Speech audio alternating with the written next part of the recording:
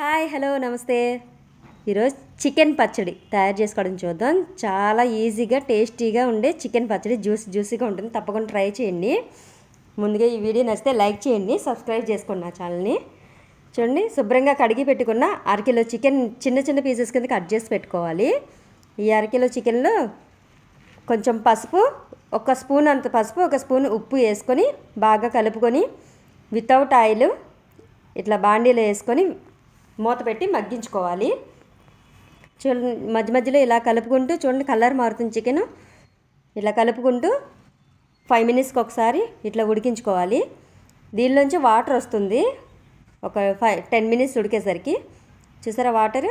ఈ వాటర్ కూడా మొత్తం ఇంకిపోయే వరకు మనం కలుపుకుంటూ వేయించుకోవాలి.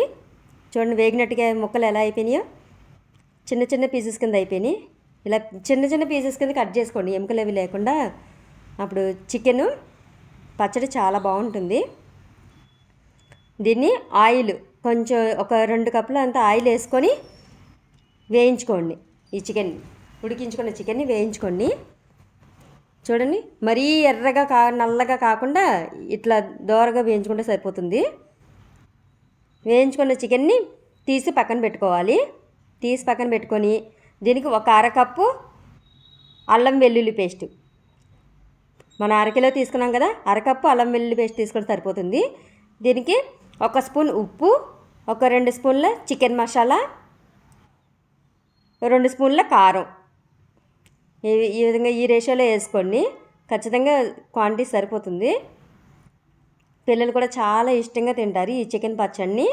ముక్కలు కూడా మరీ గట్టిగా లేకుండా మీడియంగా ఉంటాయి.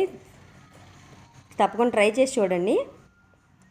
చూడండి, ఈ విధంగా కలుపుకుంటూ ఈ మసాలాలన్నీ మాడిపోకుండా దగ్గరుండి వేయించుకుంటూ ఇట్లా చికెన్ ముక్కలు కూడా వేసి కలుపుకోండి. ఒక్కసారి వేగనివ్వాలి. ఇట్లా 2 మినిట్స్ వేగిన తర్వాత మనకి ఇలా నురుగు కింద వస్తుంది కదా, ఆ టైంలోనే స్టవ్ని స్విచ్ ఆఫ్ చేసుకోండి. చల్లారనివ్వాలి దీన్ని. చల్లారిన తర్వాత చూడండి దగ్గర పడినట్టుగా ఎట్లా అయిందో, జ్యూసీగా చాలా బాగుంటుంది. దీనికి ఒక నిమ్మకాయని బాగా చల్లారిన తర్వాత మాత్రమే ఒక నిమ్మకాయ మొత్తం పిండుకోవాలి. పిండుకొని కలుపుకొని ఒక కంటైనర్లోకి, ప్లాస్టిక్ దానిలో కానీ గాజు సీసాలోకి కానీ తీసి పెట్టుకోండి. చూడండి, మన చికెన్ పచ్చడి రెడీ అయిపోయింది. చాలా సింపుల్గా చేసుకోవచ్చు, ఎప్పుడు కావాలంటే అప్పుడు. ఇది మనకి ఈజీగా 4 రోజులు కూడా నిల్వ ఉంటుంది. చూసారా మన చికెన్ పచ్చడి గ్రేవీతో షైనింగ్గా ఎంత సూపర్గా తయారైపోయిందో. ఈ వీడియో నచ్చితే లైక్ చేయండి, షేర్ చేయండి, సబ్స్క్రైబ్ చేసుకోండి. Thank you for watching.